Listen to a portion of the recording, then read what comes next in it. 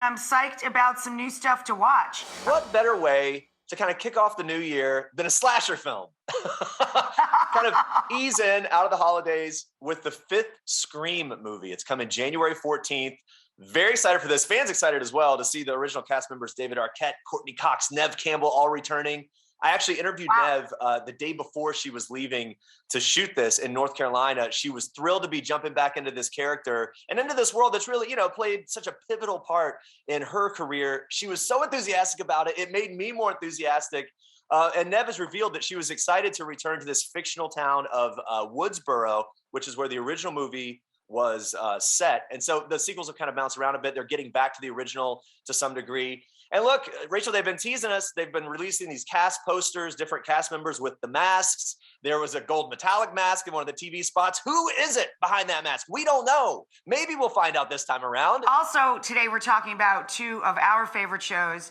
My husband and I both love and are obsessed with Ozark. All right, January 21st, the fourth and final season, and you're in good company. My wife and I are obsessed. That season 3 shocking, jaw-dropping finale, it was like, we literally had to go back and watch again. Like, what do we just see happen? Oh, there's many episodes that I've watched more than one time. It is a fantastic show, an ensemble cast of just brilliant actors, perfectly cast. It is so great. It is so great.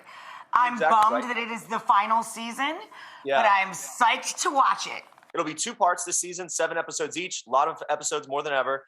The first look trailer hinted at a tragic ending. It shows some scenes of a Bird family car crash. We don't know exactly what's going on with that, but it's sort of, the theme here is kind of the past finally catching up with the Birds. Can they stay ahead of the storm and the wrath that they keep running from? The showrunner has said that it will also focus on one of our favorites and really the breakout star, one of the breakout stars of the series, Ruth, played by Julia Garner, whether she can make something of her own. Absolutely brilliant. Absolutely brilliant.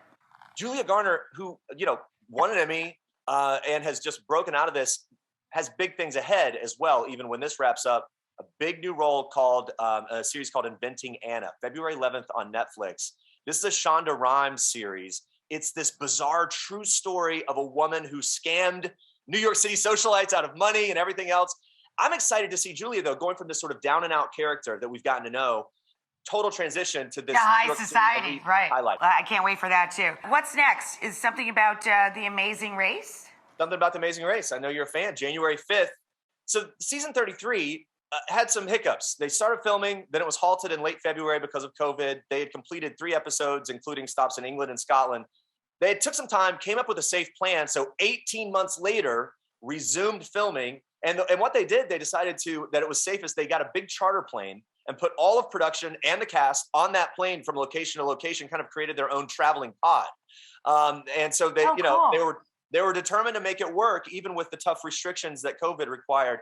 The show reportedly goes to Nova Scotia, Zurich, and Greece. And the showrunners have said they tried to find less populated areas in those locations. And here's something interesting. Apparently, the cast members are not going to be able to use public transportation. So they're going to have to kind of drive themselves, which, as you know, if you watch the show, can add to a whole nother level to the competition and chaos and people trying to find their way around. But it's sure to be an interesting show, interesting season to see how they worked everything out. Maybe our favorite is Better Call Saul. My husband and I debate constantly which we love better, Breaking Bad or this. They're so different. Better Call Saul has such heart and very dark humor, as did Breaking Bad. But this is so, I don't know, it's epic. Well, I like your description. And part of the reason for that, I think, as I've recently, not so long ago at the end of award season, talked to Bob Odenkirk, talked to the cast about what they've done and where we're going here with this final season. They are so passionate about it. They actually care, even though they've been in it a while. And, Bob Odenkirk has played this character for a very long time. He still comes at it from a fresh, passionate perspective. Him and the writers. That's why you get what you just described. But season 6, final season, coming early this year. The timeline is approaching the start of Breaking Bad. So we're going to see how this kind of syncs up. We can expect to see Bryan Cranston, Aaron Paul, Jesse Pinkman, some of those favorites from Breaking Bad. And the cast has all said it is going to blow people's minds. Season 6 is out of control. And that's part of what we see in the evolution as it's becoming more like Breaking Bad. And that these characters, the showrunner said, the Breaking Bad characters, we're going to see them in a whole different light as these storylines kind of come to fruition.